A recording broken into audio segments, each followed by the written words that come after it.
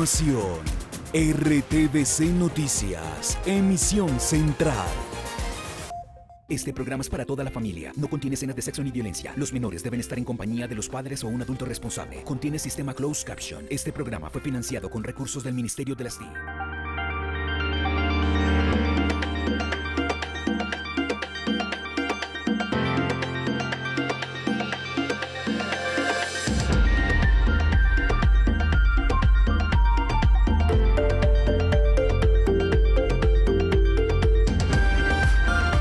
RTVC Noticias, emisión central. 5 militares asesinados en Córdoba. Ejército atribuye el ataque al Clan del Golfo.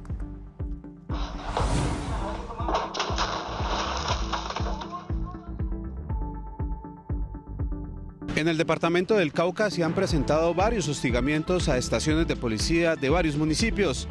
Ampliación de esta información aquí en RTVC Noticias, conectados 24/7. El exdelantero Anthony El Pitufo de Ávila fue capturado en Italia acusado de narcotráfico. El histórico del América de Cali podría estar 12 años en la cárcel. Otra víctima de la inseguridad, la presentadora Claudia Bahamón, fue víctima de los motoladrones. En redes sociales relató el dramático momento. Preocupante panorama por desnutrición infantil. Bogotá supera a La Guajira en casos. Hay niños que comen una vez al día.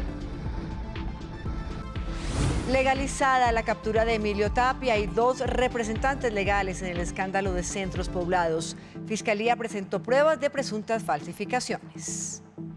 RTVC Noticias en la Asamblea General de la ONU en Nueva York. Concluyó esta primera jornada del presidente Iván Duque en la ciudad y hay que destacar encuentros con la OTAN, con la Unión Europea, también con varios empresarios y el secretario general de las Naciones Unidas. También detalles del último discurso del mandatario ante el organismo internacional. Nos vemos con todos los detalles más adelante. Y en un hecho de no creer, pintaron las cariátides del Palacio de Justicia de Bucaramanga. Esto, por supuesto, representa una irregularidad al patrimonio cultural. De igual manera, un muro de la famosísima piedra de Barichara. ¿Pero por qué lo hicieron? En segundos, todos los detalles. En Cartagena se dio el hallazgo arqueológico más importante de los últimos años, relacionado con la época de la colonia española. En minutos, más detalles. Sigue la crisis por los migrantes haitianos en la frontera sur de Estados Unidos. Hay polémica por el uso de látigos por parte de agentes de migración. La emergencia por el volcán en las Islas Españolas podría complicarse porque si la lava toca el agua del mar, la nube tóxica sería inevitable. Y en deportes, el Tigre Radamel Falcao García sigue imparable en el fútbol de España. Hoy marcó en la victoria de su equipo, el Rayo Vallecano, ante el Athletic de Bilbao. Más detalles en la información deportiva. Los espero. Y en Cultura vamos a estar hablando de tango. La cantante y compositora Natalia Bedoya estuvo aquí conversando con nosotros de Nostalgias, su último disco. En nuestro día cero.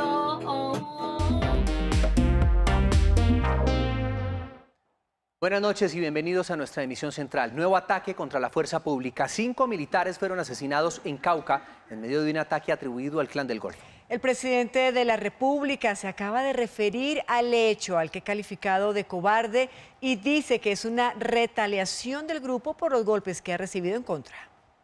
Este hecho dejó como resultado 5 militares muertos y 3 heridos en zona rural del corregimiento Juan José, en el municipio de Puerto Libertador, en este departamento. El grupo de soldados estaban adscritos al Batallón de Operaciones Terrestres 23 de la Fuerza Tarea Conjunta Aquiles y murieron tras el accionar de explosivos en momentos que se movilizaban en motos. A través de un comunicado, la 7ª División del Ejército responsabilizó al Clan del Golfo de este crimen. El gobernador de Córdoba, Orlando Benítez, repudió el vil acto. Rechazo categóricamente las acciones delincuenciales que los grupos al margen de la ley adelantaron el día de hoy en el municipio de Puerto Libertador, en contra de nuestro ejército con artefactos explosivos. La unidad militar sostuvo que denunciará ante las autoridades competentes esta violación a los derechos humanos e infracción a las normas que regula el derecho internacional humanitario. Y en Cauca, las disidencias de las FARC están utilizando una nueva modalidad para generar terror en los municipios, según denuncia el Ministerio de Defensa. En las últimas horas, la fuerza pública fue víctima de violentos ataques en Suárez y en Cajibío. Carlos Gutiérrez, buenas noches. ¿De qué se trata? Usted tiene más información. Muy buenas noches. Pues lo que ha dicho las autoridades es que esto obedece una serie de retaliaciones debido a los golpes que ha venido dando la fuerza pública a los grupos armados ilegales que operan en diferentes municipios del departamento del Cauca. Por fortuna, esos ataques terroristas que se han presentado en distintas localidades de este departamento vecino al Valle del Cauca, pues no ha dejado uniformados muertos o heridos. Ellos, los policías y los militares, han repelido cada uno de estos hostigamientos. La subestación de policía del corregimiento El Carmelo, en Cajibío, fue atacada con fusil y granadas por disidentes de las FARC. Los uniformados repelieron la acción. Se registraron solo daños a la infraestructura de las instalaciones policiales, a un transformador que dejó a 2 veredas sin fluido eléctrico. La represa Salvajina, en Suárez, también fue atacada por integrantes de grupos al margen de la ley. El ejército evitó daños a la infraestructura. Una estructura al mando del sujeto alias Mi Pez, de la Jaime Martínez. El ministro de Defensa rechazó las acciones terroristas. El proceso de paz nos dejó 3 FARC. Unas FARC que están en el Congreso, unas FARC que están en las disidencias y que sí quieren seguir con el proceso de narcotráfico, y otras FARC como las de la Segunda Marquetalia que operan desde Venezuela. En el corregimiento de Siberia, en Caldono, también sucedió un hostigamiento a la estación de policía. En las acciones armadas no hubo heridos. Vamos ahora con información judicial porque el exfutbolista Anthony de Ávila, conocido como el Pitufo, fue capturado en Italia por narcotráfico. El samario podría enfrentar una condena de 12 años de cárcel. El Pipa Anthony de Ávila es muy recordado como futbolista del América de Cali. Jugó 5 finales de Libertadores y las perdió todas. Las más recordadas fueron con el equipo caleño. También estuvo en las selecciones Colombia de los años 90. Incluso después de anotar un gol en la eliminatoria sudamericana contra Ecuador al Mundial de Francia 98, el delantero le dedicó el gol a los capos del Cartel de Cali. Este triunfo se lo quiero dedicar a una persona que están privadas de libertad. Yo creo que no hay necesidad de dar nombre, pero con mucho amor y con mucha humildad se la dedico a ellos, ¿no? Que es Gilberto y Miguel. El diario italiano Corriere della Sera informó que en una operación de control de territorio de la policía fue capturado por los delitos de producción y tráfico de drogas cometidos en 2001 en Nápoles y Génova. La orden de arresto había sido emitida por el Poder Judicial italiano en diciembre del 2004 y el exjugador era prófugo de la justicia de ese país. El exfutbolista de 58 años fue encontrado en compañía de 2 narcotraficantes napolitanos, quienes eran investigados por las autoridades italianas desde hace más de 20 años. El caso de Ávila se suma al de otros exfutbolistas. John Biafara, recordado por anotar un gol en la final de la Copa Libertadores 2004 con el Once Caldas, también fue capturado en 2019 y sentenciado a 11 años y 3 meses de cárcel por una corte de Texas, Estados Unidos, por tráfico de drogas. Asimismo ocurrió con Diego León Osorio, exfutbolista antioqueño de Atlético Nacional, que fue condenado a 5 años de prisión en 2019 por fabricación y comercialización de estupefacientes. De acuerdo con la prensa italiana, el samario de Ávila podría enfrentar por estos hechos una condena de 12 años de prisión. Hablamos de inseguridad en Bogotá porque la presentadora Claudia Bahamón denunció que fue víctima de los temidos motoladrones. La atracaron en la calle 82 con carrera 11. Cuando el tipo se dio cuenta que estaba todo el mundo gritando, paró en seco la moto, me tumbó, luego me agarró el brazo, me jaló y me arrancó el celular y se fue. Por otro lado, las autoridades en Bogotá anunciaron que la próxima semana radicarán ante el Congreso un proyecto de ley que agilice y fortalezca los procedimientos judiciales como una estrategia para luchar contra la actual oleada de inseguridad. ¿Para qué? Para evitar que estas personas que han cometido un delito definitivamente permanezcan en la cárcel por un largo periodo. Y segundo, se van a agravar las conductas o los delitos para poder que no exista la famosa libertad condicional. Y vean este extraño caso de asesinato que ocurrió en el sur de Bogotá. Hombres en moto atacaron a una mujer de 56 años cuando iba a entrar a su casa. La familia pide justicia. Nancy Cortés, de 56 años, fue asesinada justo en la puerta de su casa y antes de ingresar a su vivienda ubicado en el barrio Santa Isabel, en la localidad de Mártires. Cámaras de seguridad de la cuadra captaron el momento en el que 2 hombres en moto rondan el lugar y pasan varias veces por la calle Segunda, incluso en contravía, cuando al ver que ella se disponía a ingresar, paran en la esquina de la casa. Uno de los asesinos se baja de la moto, cuando está llegando a la esquina se resbala y rápidamente se pone de pie y dispara contra la víctima para después huir en la motocicleta. Incluso el día que pasó lo que pasó, yo fui a saludarla y a despedirme de ella, que fue la última vez que nos pudimos ver, que le dije que la amaba mucho, sin saber que no le iba a volver a ver. La familia de Nancy solo pide eficacia de las autoridades para esclarecer el hecho. Y nos ayuden pues para que todo se nos facilite y podamos llegar a la persona que cometió este acto tan atroz. La Policía Metropolitana de Bogotá manifestó que aún no hay ninguna pista de los asesinos y que la investigación la lleva a cabo la Fiscalía General de la Nación. Atención ahora a esta alarmante cifra o reporte de la Defensoría. Entre enero y septiembre de este año han muerto en Colombia 115 menores de 5 años por desnutrición aguda. Una cifra que sin duda preocupa y prende las alarmas. Bogotá es la ciudad más afectada con 1.525 casos. Le sigue La Guajira con 691, Antioquia con 598 casos, Cundinamarca estamos hablando de 577 casos y norte de Santander 487 menores de edad que han padecido desnutrición en nuestro país. Las cifras de la Defensoría plantean un preocupante panorama. 8.545 niños y niñas fueron diagnosticados con desnutrición aguda en el país, lo que representa un incremento del 38% con respecto al año anterior. Los niños son sujetos activos de derechos y el Estado, la sociedad y las familias deben generar entornos protectores para garantizarlos. La crisis derivada de la pandemia por el COVID-19 es uno de los factores que ha agudizado la situación, junto con la migración que ha llegado al país. Este acceso a alimentos, pues evidentemente ligado a los medios de vida, al poder tener un trabajo que permita entonces acceder a estos alimentos. Para ellos es en este momento mucho más complicado por la situación irregular en la que pueden estar viviendo en el país. Más allá de las cifras está el drama diario de las familias. Tatiana es indígena, vive en un inquilinato del centro de Bogotá. Lo regular es que haya comida una vez al día.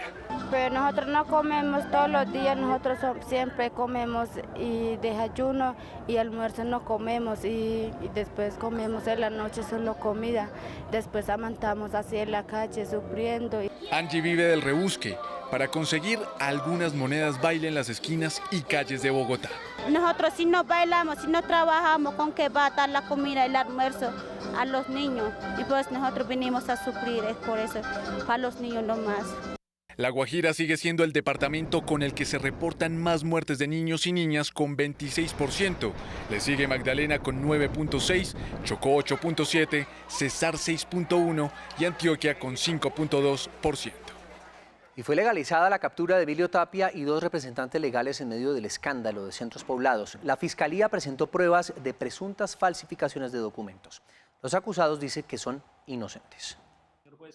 En una audiencia de más de 7 horas, la Fiscalía les imputó a Emilio Tapia, Luis Fernando Duque y Juan José Laverde los delitos de fraude procesal y falsedad de documento público, quienes se declararon inocentes. La fiscal del caso, Andrea Muñoz, presentó documentos, chats de WhatsApp y audios de llamadas telefónicas que darían cuenta de las irregularidades, como por ejemplo firmas, según la Fiscalía, falsas, para presentarle al Ministerio de las TIC las garantías que exigía el contrato. Estas son las firmas que ya nos establecieron de Incocrédito, que no son las de los representantes legales, y como nos lo informó la representante de Itaú, estos documentos de garantías bancarias jamás van firmados por el representante legal. Emilio Tapia es señalado por la Fiscalía de ser el cerebro de todo este entramado. El señor Emilio Tapia manejaba esta parte financiera, él era el que representaba pues como tal estas 3 empresas que se asociaron con ellos, ICM, Intec, Omega y Novotic.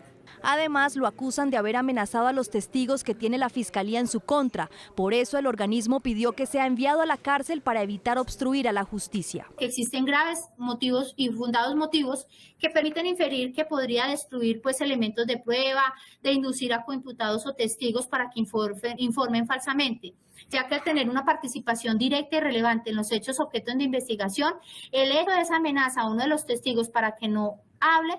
La Fiscalía también estudia la posibilidad de incluir el delito de peculado, ya que tendrían evidencias de que Centros Poblados le habría dado un manejo y destinación diferente a los 70.000 millones de pesos que recibieron de anticipo.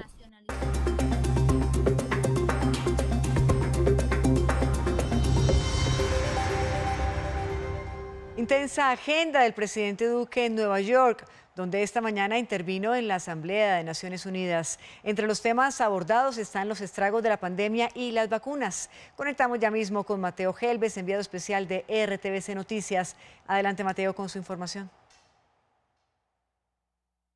José, Patricia, queridos televidentes, muy buenas noches. Hoy sin duda ha sido una de las jornadas más agitadas en la agenda del presidente Iván Duque y pues en este primer día de visita a Nueva York. Recordemos que su jornada inició con ese último discurso que dio ante la Asamblea General de Naciones Unidas en esta edición número 76. Vamos a primero recordar cuáles fueron los ejes centrales de ese último discurso del mandatario ante el organismo internacional. En la mañana de este martes, el presidente Iván Duque pronunció su último discurso como mandatario colombiano ante la Asamblea General de Naciones Unidas. La pandemia, la crisis climática, Venezuela e incluso el proceso de paz fueron temas centrales en sus palabras ante el organismo. Tras reflexionar sobre la nueva realidad que atraviesa el mundo por cuenta del COVID-19, criticó las brechas en el proceso de vacunación global. Hoy convoco a la comunidad internacional a fortalecer el multilateralismo en materia de salud y avanzar en la equidad para la distribución de las vacunas. Señores delegados, este es nuestro deber moral. Duque hizo un llamado a alcanzar consensos mundiales para establecer nuevas reglas y criterios de riesgo fiscal mientras se reactiva la economía tras la pandemia, especialmente para países en vías de desarrollo. La actual situación en Venezuela también fue pilar de su discurso. Se mostró escéptico a los diálogos que adelanta la oposición y el gobierno de Nicolás Maduro. Si bien dan algunas esperanzas, no nos permite ser ingenuos, pues el único desenlace efectivo de ese encuentro es la convocatoria cuanto antes de una elección presidencial libre, transparente y con una minuciosa observación internacional. Finalmente, se refirió al avance de la implementación de los acuerdos de paz en Colombia. El frágil acuerdo de paz firmado en 2016 con el grupo terrorista FARC tiene hoy progresos significativos que permiten ver solidez en el proceso de reincorporación de quienes están entrando en la legalidad, como lo ha comprobado la misión de observación de la Organización de Naciones Unidas en Colombia. Duque cerró su último discurso ante la ONU recordando las primeras palabras que dio ante el organismo como mandatario en el 2018. Comparó el progreso de los últimos años en el país y resaltó los logros de su gobierno, haciendo reiterado énfasis en una Colombia que avanza. Y hace pocos minutos el presidente de los colombianos volvió a hablarnos en una rueda de prensa en donde se refirió al escándalo desatado por un artículo que hallaron en el proyecto de presupuesto que suspendería la ley de garantías. Si usted mira lo que sería limitar por 6 meses su capacidad de firmar convenios y después lo que le tocaría enfrentar en los 6 meses antes de su elección, quiere decir que perderían un año adicional a las afectaciones que ya han sufrido por parte de la pandemia. Y entre otros puntos de este apretado día, de esta apretada jornada de hoy, también hay que destacar encuentros del mandatario con el jefe de la OTAN, también compromisos alcanzados con la Unión Europea, así como un compromiso del secretario general de las Naciones Unidas, Antonio Guterres, para visitar el país en este último trimestre del año. Son algunas de las cosas que han ocurrido en esta jornada. Mañana, por supuesto, seguiremos informando para todos ustedes. Yo me despido con esta información. Mateo Gelbes, enviado especial de RTVC Noticias en Nueva York, conectados 24/7. Completo informe, muchas gracias, Mateo. Y 4 de los 12 internos que se fugaron de un centro de atención especializada para menores infractores en Quibdó fueron recapturados por las autoridades. Francisco Palacios, periodista de la Radio Nacional, nos amplía la información. Los saludo a las afueras del Centro Especializado para Atención de Menores de Edad en el municipio de Quibdó, ubicado en el kilómetro 6 hacia el municipio de El Atrato. En ese lugar, el día de ayer sobre las 6 de la tarde, al parecer 4 hombres armados habían ingresado y ayudado a evadir a por lo menos 12 personas internas de este centro especializado. El mayor general Carlos Rodríguez, comandante de la Seguridad Ciudadana de la Policía Nacional, ha dado detalles sobre la aprehensión de 4 de ellos. Aprendidos en el entorno, cerca de unos 2 o 3 kilómetros de esta jurisdicción, donde se encuentra aún gran cantidad de vegetación. En este lugar se encontraban los 4 jóvenes. Se está ampliando ya la recompensa por la reaprehensión de estos jóvenes, con la coordinación con la alcaldía municipal, donde se está ofreciendo hasta 5 millones de pesos por cada joven. Por su parte, la directora del Instituto Nacional de Bienestar Familiar, Lina Arbeláez, ha dado a conocer el rechazo de la institución ante esta situación. Las autoridades en el municipio de Quibdó continúan en la búsqueda de los 8 jóvenes evadidos de este centro de atención especializados. Para RTVC Noticias, Radio Nacional de Colombia, conectados 24/7. Por otro lado, con la muerte de alias Fabián, cabecilla del ELN, alias Marta asume la jefatura del Frente de Guerra Occidental de este grupo guerrillero. Según las fuerzas militares, ofrecen hasta 1.000 millones de pesos por información que lleve a su captura.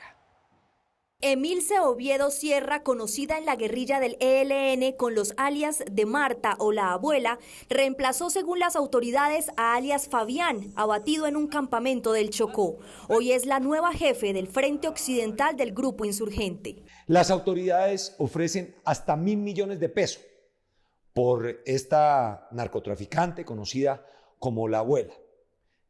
30 años en el ELN, inició en el año de 1991-92. En fotografías encontradas en los computadores de alias Fabián se ve su cercanía y poder, al punto de convertirse en la mujer con el más alto cargo al interior de la estructura guerrillera. Según inteligencia militar, Oviedo tiene bajo su mando a más de 150 guerrilleros y más de 100 integrantes de las redes de apoyo al terrorismo en el Chocó, donde es reclutadora de menores, coordinadora de rutas del narcotráfico, minería ilegal, secuestro y encargada de las acciones armadas en ese departamento. De igual manera, cobra a los narcotraficantes lo que ellos denominan un, entre comillas, impuesto por cada kilo de cocaína para poder ser traficado en las selvas del Chocó. Actualmente, alias Marta tiene una circular roja de Interpol. El alto comisionado para la paz le envió un mensaje al ELN y condicionó a muestras de voluntad de paz de esa guerrilla para un posible diálogo. El alto comisionado para la paz, Juan Camilo Restrepo, sostuvo que para iniciar cualquier avance con el ELN debe existir voluntad por parte del grupo guerrillero. Que cesen las actividades criminales. ¿A partir de qué? De no instalación de minas antipersonal, de no secuestro, de no reclutamiento de menores. El funcionario descartó una etapa de exploración con esta guerrilla. Cuando cesen las actividades criminales, ahí verificamos las reales intenciones de paz. Entre tanto, continuarán las operaciones militares en su contra. Mientras sigan realizando actos delictivos, ese grupo del ELN lo que va a tener es todo el peso de la ley y todo el accionar de la fuerza pública. Restrepo entregó una radiografía actual del ELN. Hay una delegación que está en Cuba y que tiene circular roja y que está expedida a nivel internacional. Y los que están en el territorio colombiano, que cesen las actividades criminales. Restrepo reiteró avances en diálogo si el ELN pone fin a su actuar delictivo. A la cárcel 2 integrantes del ejército señalados de tráfico de armas para grupos ilegales. Según la Fiscalía, el coronel Óscar Alexander Amado y el sargento Pablo Caro desviaron más de 14.000 cartuchos del uso oficial para enviarlos a contactos con las disidencias de las FARC, cuyo cabecilla es alias Mayimbu. Los uniformados no aceptaron los cargos. En la investigación se estableció que gran parte de los cartuchos incautados harían parte de un lote que el oficial, entonces director de la Escuela de Entrenamiento y Reentrenamiento Táctico con sede en Tolemaida, habría devuelto y solicitado dar de baja o destruir. También hay indicios de que el coronel y el sargento, al parecer, pagaron por el arriendo del inmueble de Melgar, que fue usado para copiar y camuflar la munición. Y continúa la alerta naranja en 6 municipios del departamento del Huila por el riesgo de incendios forestales. Las autoridades de gestión del riesgo pidieron a los campesinos no realizar quemas agrícolas. El siguiente es un informe de Rafael Trujillo, él es periodista de la Radio Nacional de Colombia. Los municipios bajo alerta, de acuerdo con el IDEAM, están en todo el Huila. Sin embargo, no ha habido hasta ahora las afectaciones que la temporada seca dejó el año pasado, en especial en el norte de este departamento. Para las autoridades, la mayoría de los incendios de vegetación ocurre porque los campesinos acostumbran a quemar la tierra para alistarla para próximos cultivos. La Oficina de Gestión del Riesgo de Desastres del Huila indicó que es fundamental que alcaldes y comunidades estén preparados frente a este fenómeno que hoy ocupa con preocupación especial a 6 municipios. Por la probabilidad de que se presenten incendios de la cobertura vegetal en los municipios de Garzón, Nátaga, Tesalia, Paicol, Suaza y Timaná. Un llamado especial a los consejos municipales para la gestión del riesgo de desastres de estos municipios. Solo el pasado fin de semana, incendios forestales en zonas rurales de los municipios de Palermo y La Plata dejaron afectaciones en al menos 190 hectáreas, de acuerdo con informes oficiales. Los incendios fueron finalmente controlados a pesar de las dificultades por lo escarpado del terreno. En Neiva, Huila, Rafael Trujillo, RTVC Noticias, conectados 24/7. Escuchen esta historia. En una obra de construcción del barrio El Bosque en Cartagena, los obreros descubrieron elementos arqueológicos de la época de la conquista. Jayvan Pinzón, muy buenas noches. ¿Exactamente qué encontraron? Hola Patricia, muy buenas noches para usted y para nuestros televidentes. Encontraron un aljibe y también un polvorín, que era el lugar donde guardaban la pólvora con la que se defendían de los ataques extranjeros. La duda que ha generado este importante hallazgo es qué pasará con la obra moderna que se iba a realizar ahí, ya que el IPCC estudia la posibilidad de declarar esto como patrimonio y pues eso dejaría en entredicho los trabajos que se iban a construir. Hace 27 años se inició la búsqueda de estas zonas, que hicieron parte de las construcciones españolas de la época de la colonia para defenderse de los ataques extranjeros. Documentos históricos dieron cuenta de que en el barrio El Bosque existió uno de estos puntos, comprobándose durante trabajos modernos que el más grande polvorín, llamado así porque ahí se guardaba la pólvora, estaba en este terreno. Es una fortificación, es un antiguo depósito de pólvora, que además en algún momento estuvo como que habilitado. Este ha sido considerado uno de los hallazgos arqueológicos más importantes de los últimos años en Cartagena por la relevancia del sitio y su uso, en donde también fue hallado un aljibe para proveer de agua al personal que habitaba en el cuartel. Se encontraron los vestigios del polvorín, se encontraron muchos elementos de la colonia, como vasijas y cosas por el estilo, vidrios, que tenían que ver con esas épocas del asedio, sobre los asedios a Cartagena. Según los expertos, en el hallazgo del bosque se debe valorar en qué condiciones están los restos y si reúnen los méritos para ser declarados como bien protegido.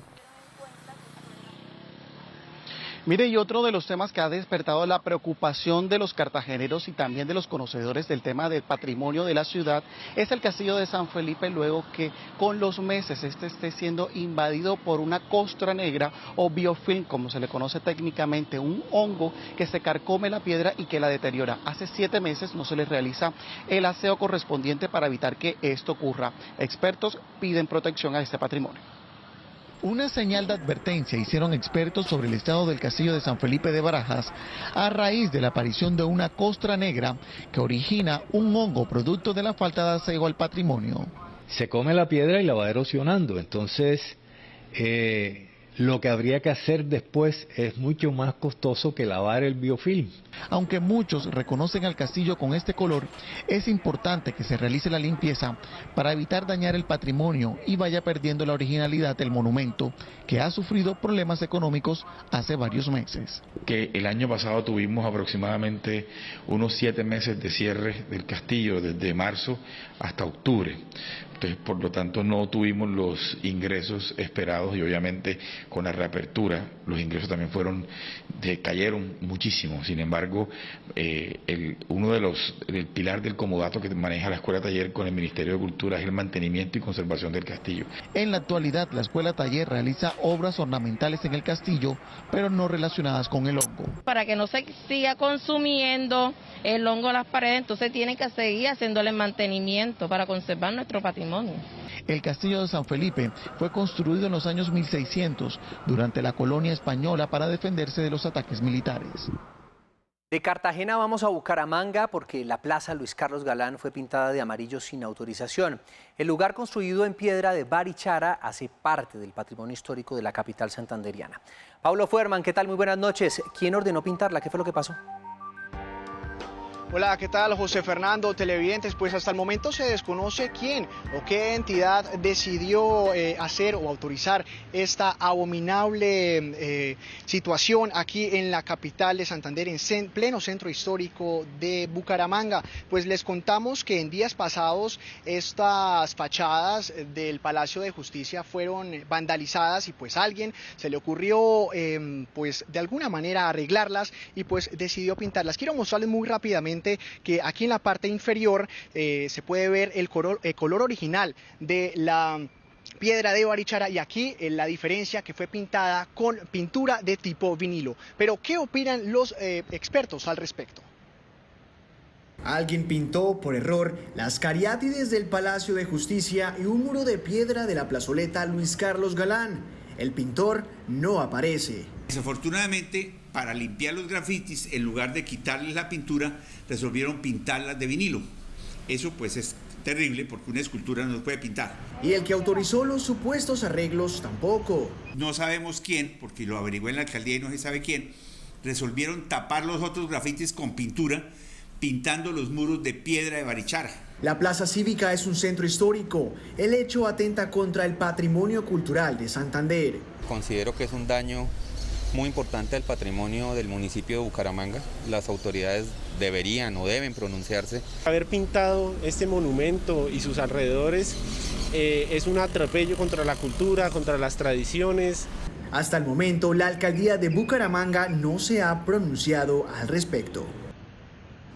Y en temas relacionados con la pandemia, les contamos que Estados Unidos bajó el nivel de los riesgos de viajar a Colombia. El país pasó de muy alto a alto.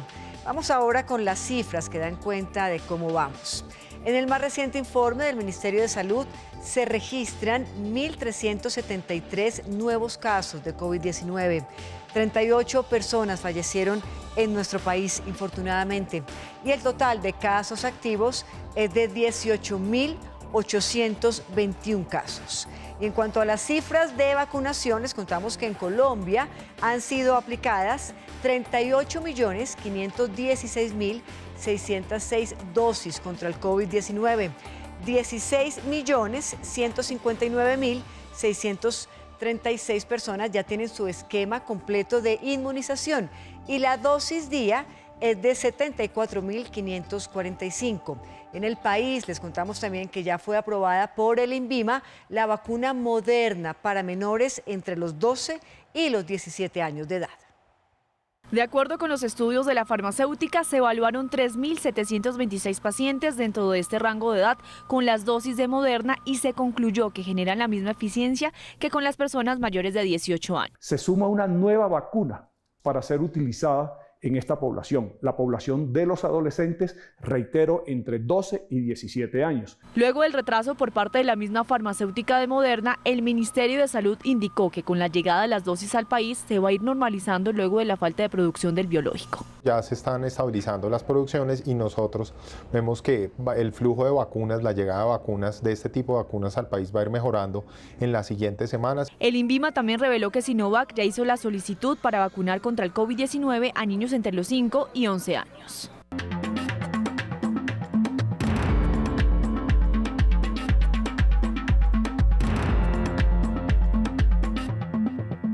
Bienvenidos a la información del mundo en RTVC Noticias. Iniciamos con las 3 imágenes del día.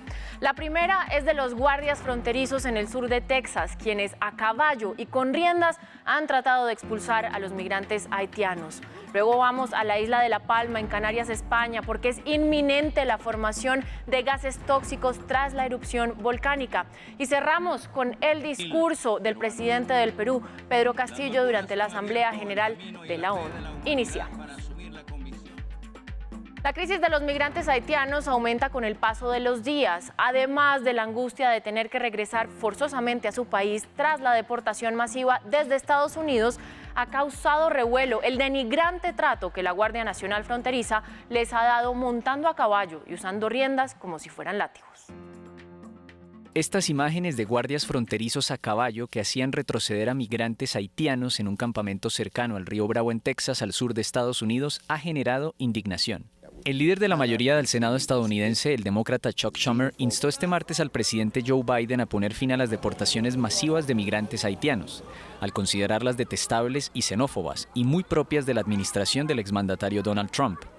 La Casa Blanca dijo que esto ya es materia de investigación y la vicepresidenta Kamala Harris expresó su indignación. El secretario de Seguridad Interior, Alejandro Mayorkas, dijo que los haitianos estaban recibiendo información falsa sobre cómo establecerse en Estados Unidos mediante el Estatuto de Protección Temporal, bajo el que estuvieron amparados algunos ciudadanos del país centroamericano después del terremoto de 2010. Sin embargo, este estatus aplicó solo hasta el 29 de julio de este año, tras el agravamiento de la crisis política por el asesinato del presidente Jovenel Moïse. Y es que durante la última década, a causa de los terremotos y la pobreza, los haitianos han migrado masivamente hacia otros países como Brasil, Chile y Argentina, que les dieron refugio durante unos años, pero que después les cerraron las puertas y los obligaron a migrar hacia la frontera de México con Estados Unidos. Pero su camino ha sido tortuoso y ha incluido el peligroso paso por la selva del Darién, así como el paso por las aguas que separan a Colombia y Panamá. En la población costera de Necoclí, unos 15.000 haitianos estuvieron allí esperando a cruzar hacia Panamá. De allí han seguido su camino por tierra, en caravanas que han tenido que sufrir los choques con las guardias fronterizas en México, en ciudades como Tapachula, municipio fronterizo con Guatemala, donde han quedado varados, o en el puente internacional que une Del Río con Ciudad Acuña, en Coahuila, en la frontera con Texas. Estos haitianos emigraron hacia América Latina con la esperanza de una vida mejor antes de emprender su viaje a Estados Unidos. Ahora, expulsados del suelo norteamericano, vuelven a su país que no tiene capacidad ni condiciones para recibirlos. Crítica situación para los haitianos. Y nos vamos ahora a España. La llegada de la lava vertida por el volcán Cumbre Vieja al mar después de su erupción es inminente. En su paso hacia la costa de la isla de La Palma, el volcán ha causado daños a 166 construcciones y los ríos de magma ya abarcan unas 103 hectáreas aproximadamente de esta isla del archipiélago de Canarias en España. La potencial emisión de gases altamente tóxicos mantiene en alerta a las autoridades de la región, donde ya hizo presencia el presidente del gobierno español, Pedro Sánchez. En total son 6.000 los desplazados por este evento natural.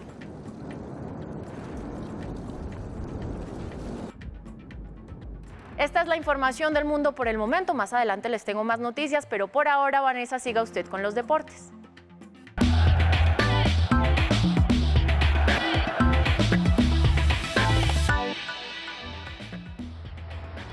Muy buenas noches, bienvenidos a la información deportiva. Qué alegría saludarlos aquí desde la ciudad de Medellín y comenzamos con buenas noticias porque el Tigre Radamel Falcao García está imparable en el fútbol español. Hoy marcó su segundo gol con el Rayo Vallecano en su segundo compromiso. Él estaba suplente, ingresó al minuto 75 y les dio el gol de la victoria. Aquí la crónica de la buena actuación del Tigre.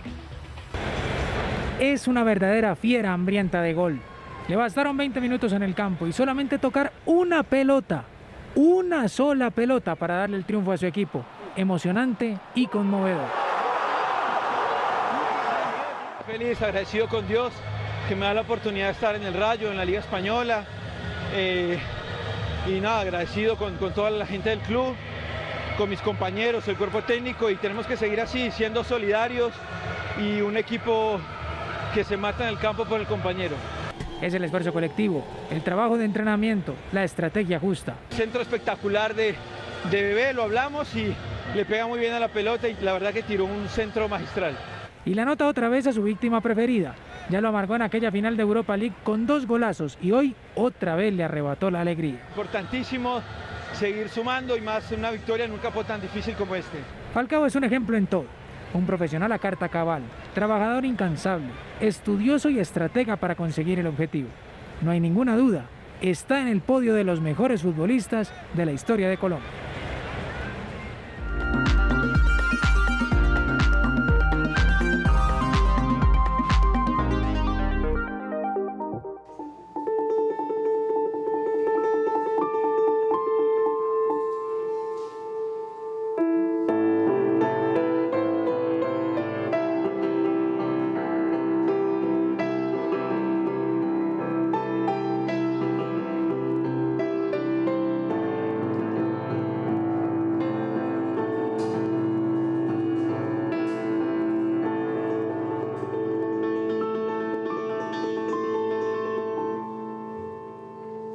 Y hoy los saludo con el Cóndor Pasa porque quiero invitarlos a que viajemos por Cusco. Resulta que la cultura inca tenía unos personajes que se llamaban los chasquis. Los chasquis eran los mensajeros del Inca. Entonces, desde que nacía el niño, uno decidía, este muchachito va a ser chasqui, y lo entrenaban para eso. Tenía que ser ágil, tenía que ser fuerte, tenía que ser ligero y tenía que ser de una honestidad y una transparencia así, pero de acero, súper firmes. Porque eran los que tenían que llevar los mensajes del Inca en todos los momentos. Por ejemplo, si había una guerra y estaban peleando y en la mitad el Inca, el jefe Inca decía, bueno, hasta aquí vamos a sacar la bandera de la paz, el chasqui tenía que salir corriendo y darle ese mensaje a los guerreros de la tribu para que se detuvieran. Pues resulta que en este momento los chasquis tienen otra labor igual de importante, y es que se han vuelto una biblioteca ambulante. Los niños indígenas y los niños de ese sector de la región inca le escriben por WhatsApp qué libro quieren y los chasquis son los encargados de llevárselos a domicilio lo más rápido posible. Los llevan desde la biblioteca hasta allá. Es una forma de promover la lectura en pandemia y, por supuesto, yo creo que es una misión igual de importante que detener la guerra. Resulta que eso no es lo único que ocurre en esta idea de que la literatura se vuelve itinerante y viaja y se pone al servicio de los demás. Aquí en Colombia tenemos el Bibliocarrito, que es una iniciativa de Laura Cero, en el que ella al principio en su carro metía los libros y los llevaba y se convertía en una biblioteca ambulante que iba prestándolos y mostrándolos a la gente. El Bibliocarrito luego evolucionó y se convirtió en un lugar fijo, pero en sus comienzos también tenía en su corazón que la literatura se movía y iba hasta donde estaba la gente. Mejor dicho, si la montaña no va a Mahoma, Mahoma va a la montaña, ¿era así? Bueno, en fin. Sección de Economía es presentada por Fede Cacao. Amigo cacaocultor, si su cultivo produce menos de 700 kilos por hectárea al año, es hora de renovar. Acérquese a la unidad técnica de Fede Cacao más cercana y solicite información.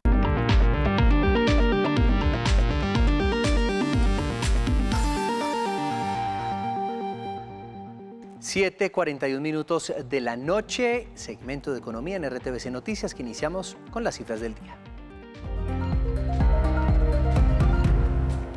El dólar cerró en 3.843 pesos con 77 centavos y cayó 7 pesos con 35 centavos.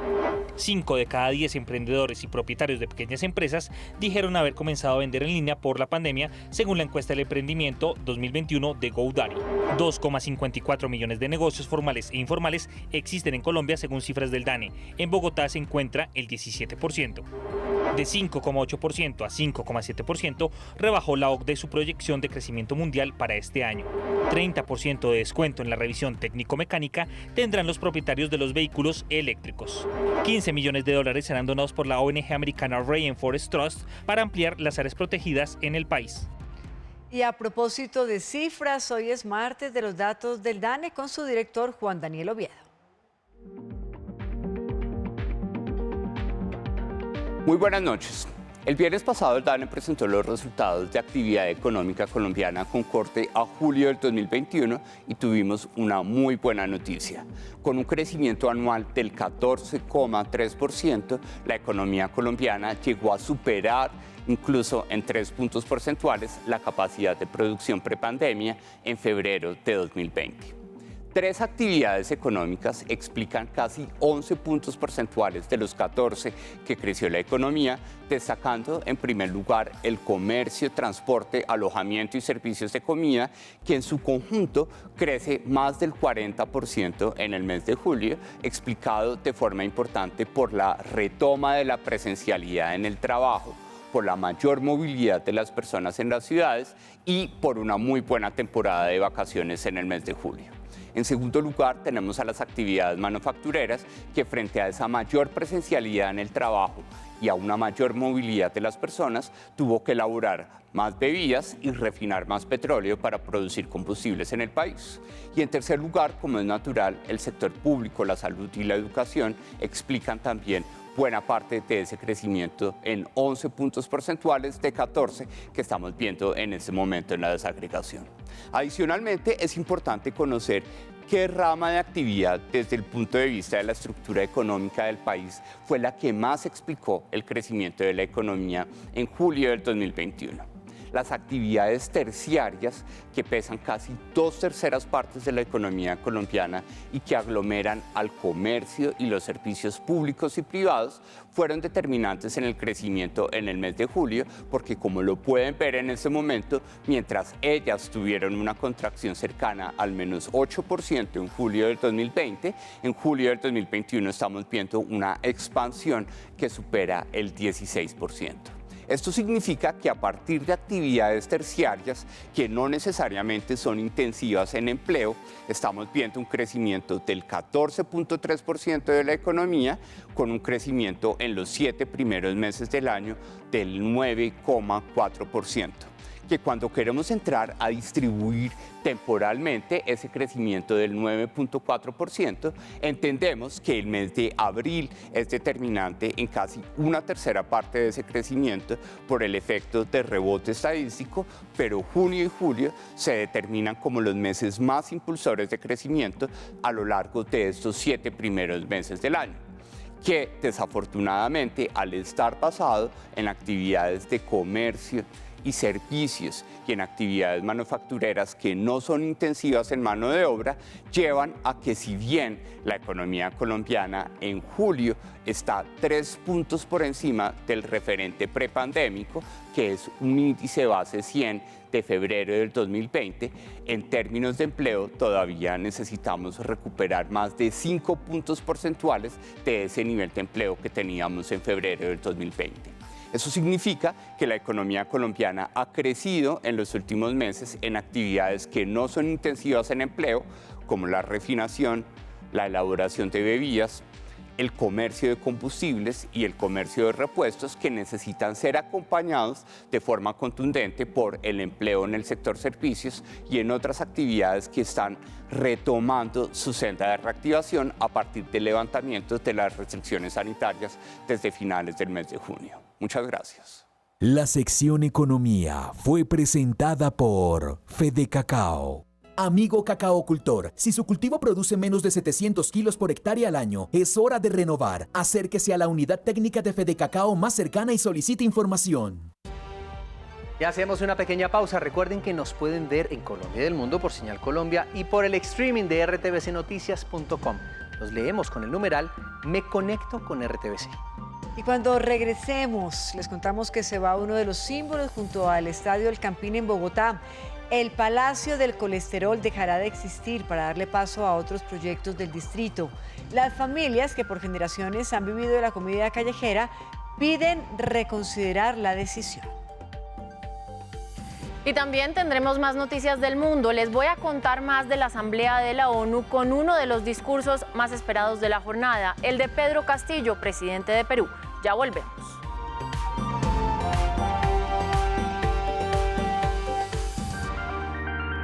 Ya regresamos con más información en RTVC Noticias.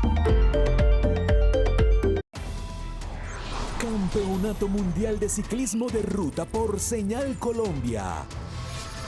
Este miércoles 22 de septiembre, contrarreloj por equipos, 7:30 de la mañana.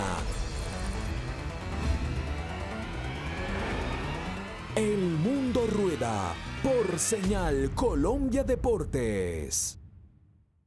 Si el desamor es la canción que más suena en tu vida. Y si los opuestos se atraen. No, no es eso, no es eso. Me está gustando. Bueno, qué ironía, ¿no? Parece que todos necesitamos escapar de algo. Pase lo que pase, no te pierdas hoy. Días de vinilo. 365 películas que debes ver antes de dormir. En cine nos vemos 10 de la noche.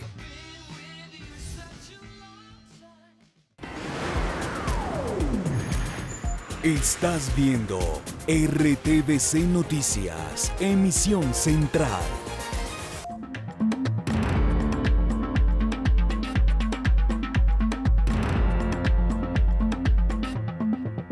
Regresamos con más información del mundo y la jornada inicial de la Asamblea General de la ONU, la primera realizada de forma presencial en 2 años, tuvo varias intervenciones de las principales potencias del mundo, así como de algunos países de América Latina. Una vuelta a la normalidad en medio de la pandemia que aún no termina. La sede principal de las Naciones Unidas en Nueva York fue el escenario de la Asamblea General de la ONU. Algunos asistieron de forma presencial, mientras que otros lo hicieron virtualmente. Como es habitual, el presidente de Estados Unidos dio apertura a la sesión. Joe Biden prometió una nueva era de diplomacia, tras cerrar en Afganistán un periodo de guerra imparable, aunque su discurso multilateralista llegó en plena polémica por el nuevo pacto de defensa cerrado con Australia y el Reino Unido, que ha enfadado a China, pero también a aliados como Francia. Además, aseguró que no busca una nueva guerra fría con China, rebajando un poco el tono de esa fricción entre las dos grandes potencias del mundo. El cambio climático y la pandemia del COVID-19 fueron los ejes centrales de esta asamblea y el presidente brasileño Jair Bolsonaro, quien aún no se ha vacunado, despertó polémica con sus declaraciones. Apoyamos la vacunación. Sin embargo, nuestro gobierno se ha opuesto al pasaporte sanitario o a cualquier obligación relacionada con la vacunación. Una de las apariciones más esperadas fue la del presidente peruano Pedro Castillo, quien apareció con su sombrero de paja de palma de su pueblo Chota en el norte del Perú y propuso durante su alocución un acuerdo global entre los líderes de países y los dueños de las patentes para asegurar un acceso universal a la vacuna contra el COVID-19. Necesitamos acuerdos que aseguren la equidad en el acceso a las vacunas y su aplicación. La cooperación multilateral es aún el gran ausente en la lucha contra la COVID-19. En esa misma línea, el secretario general de la ONU, Antonio Guterres, calificó de obscenidad el hecho de que los países ricos hayan inmunizado a la mayoría de su población, mientras en África un 90% aún espera su primera dosis. Patricia pregunta, ¿qué tal es usted, por ejemplo, para la comida criolla, la tradicional, la colombiana? Pues le confieso que me gusta y me gusta mucho. Una buena picada no cae nada mal, por ejemplo, un domingo o antes de entrar a ver un partido de fútbol, o por qué no después. Es que en Bogotá eso sí que era una tradición. Además, recuerde el famoso Palacio del Colesterol, ahí al lado del Estadio del Campín. Me imagino que ha pasado por ahí. Un sitio muy famoso, es más, me trae muchos recuerdos de mi niñez, golpeado como muchos, por la pandemia. Y el problema precisamente con este lugar es que los planes del distrito no es abrirlo con el regreso del fútbol, sino reubicarlo. Y las familias, por supuesto, que viven de esta tradición, pues no están de acuerdo.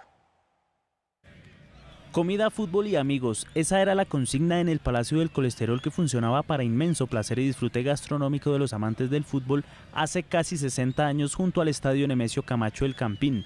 Pero la pandemia, que acabó con todo, también lo hizo con las suculentas porciones y deliciosas morcillas que allí se disfrutaban. Eso fue en marzo de 2020 y aunque ya volvió el fútbol a la cancha de la 57, por ahora este monumento al buen comer callejero no regresa. Yo vendía de sopitas, cuchuco con espinas o sopas de arroz, fritanga, gallina, lomo de cerdo, chuleta. Se extraña todo, se extraña el trabajo, se extrañan los amigos, se extraña la ida al estadio. La cocina y la cultura popular se marchan para dar paso a un auditorio para la Orquesta Filarmónica al lado de más escenarios deportivos. Por eso, definitivamente, los de la pandemia también son tiempos de la caída del Palacio. Les propusimos si querían estar en otros parques, en módulos de parques, adaptar módulos de otros parques donde pues hay circulación de gente para que fueran a otros parques a ejercer su actividad. Pero las familias que llevan varias generaciones viviendo del colesterol prefieren que no les toquen ese vals. Dicen que en su caso la comida baja en grasa sería lo mismo que una muerte en vida. ¿Cómo no extraña donde uno trabaja, el ambiente, el compañerismo, la gente? Esto da tristeza, la verdad nos da mucha tristeza saber que nuestro sitio de trabajo se haya terminado. Es una herencia de mi abuelita.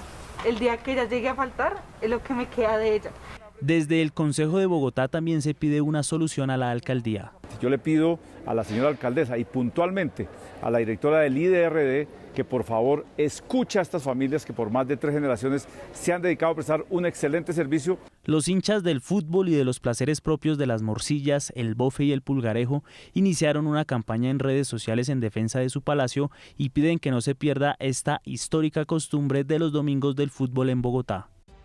Es lamentable que se termine el Palacio del Colesterol porque con él pues se acaba también toda una tradición alrededor del fútbol en la capital colombiana desde 1962, aunque yo les confieso que a mí me gusta más la lechona del estadio. Hoy en día que voy con mis hijos, pues los invito a comer su lechona en la mitad del partido. ¿Qué es lo que usted más recuerda quizá del Pascual Guerrero en Cali?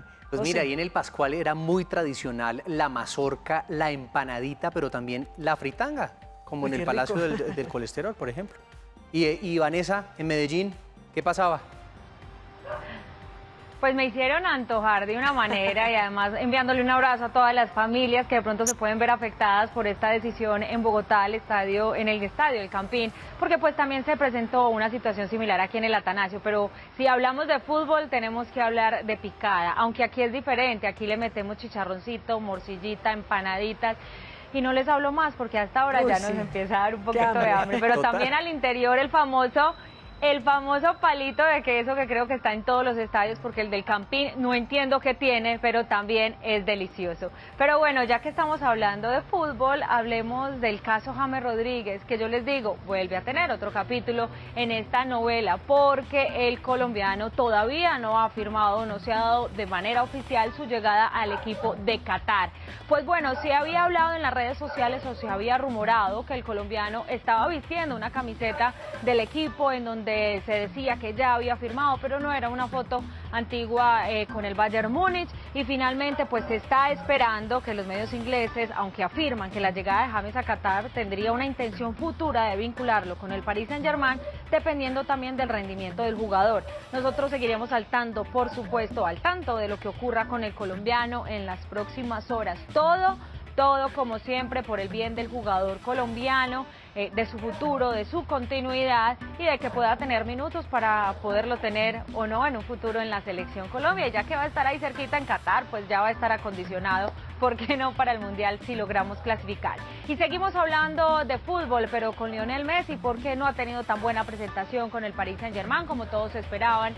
En 3 partidos no ha tenido ningún gol y a esto se le suma al Metz por una molestia en su rodilla izquierda. En las últimas horas el técnico Mauricio Pochettino estuvo en el ojo del huracán por haber sustituido a Messi en el partido contra el Lyon. Sin embargo, el club parisino informó que el jugador tiene signo, el entrenador decidió sacarlo. Messi estará en constante monitoreo y evaluación de sus próximas dolencias durante las horas posteriores, las 48, para conocer así el tiempo de incapacidad. Hasta aquí la información deportiva. Nos conectamos mañana.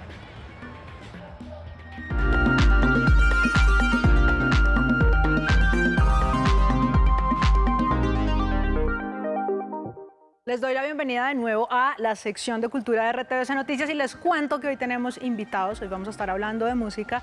Está con nosotros Natalia Bedoya, que es cantante, que es compositora, que es gestora cultural, que es productora de contenidos, que es un montón de cosas que no me caben ahí en el prompter que tengo que leer, entonces lo vamos a dejar en cantante y compositora porque me dijo que esas eran las más importantes. Natalia, bienvenida a RTVC Noticias. Muchas gracias, qué bueno que estemos aquí compartiendo con esta audiencia maravillosa este disco. Bueno, Natalia, usted tiene un disco nuevo que se llama Nostalgias, que es de tango, que hace aquí con el señor bandoneonista Giovanni Parra. Y para no perder tiempo, porque usted me dijo, yo lo que quiero es hacer música, yo no quiero hablar tanto con usted, me parece aburrido y usted me aburre, entonces le propongo que yo le doy el título de una canción y usted me dice qué le recuerda, qué le trae a colación, qué le inspira, y le voy a dar 3 y luego cantamos. ¿Qué dice? Perfecto. ¿Listo? Listo. Por una cabeza de Gardel. Apuestas de caballos.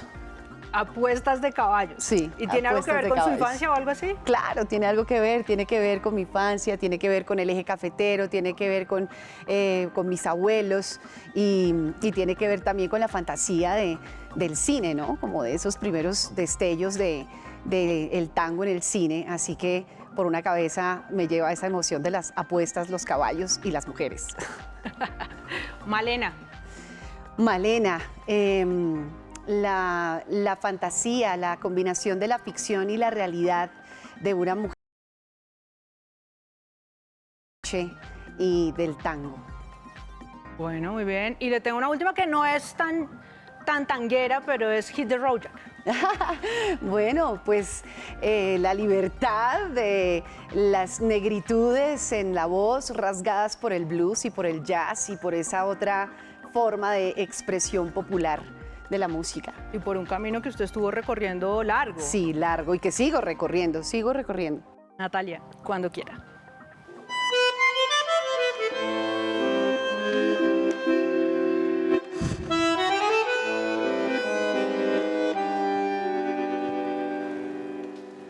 Uno busca lleno de esperanzas el camino que los sueños prometieron a sus ansias.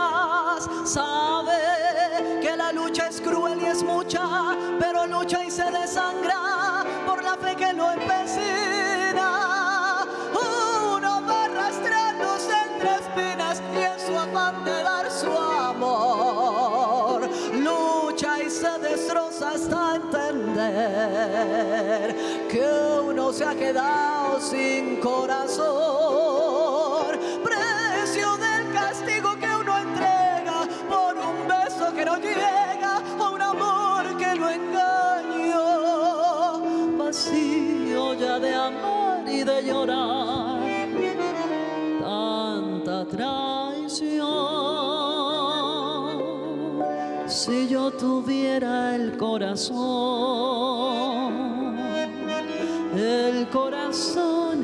que di,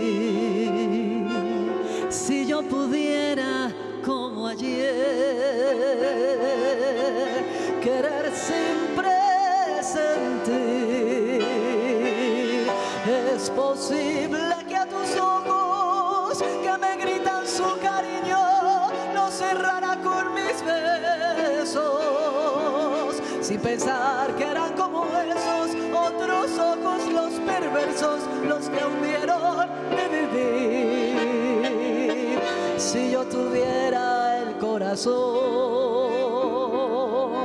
el mismo que perdí, se olvidará el que ayer lo destrozó y pudiera amarte, me abrazaría tu ilusión para llorar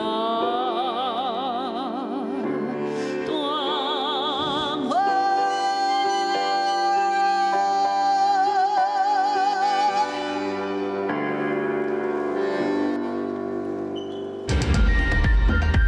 RTBC Noticias, emisión central. A continuación, ¿de qué se habla? Este programa es para toda la familia. No contiene escenas de sexo ni violencia. Los menores deben estar en compañía de los padres o un adulto responsable. Contiene sistema closed caption. Este programa fue financiado con recursos del Ministerio de la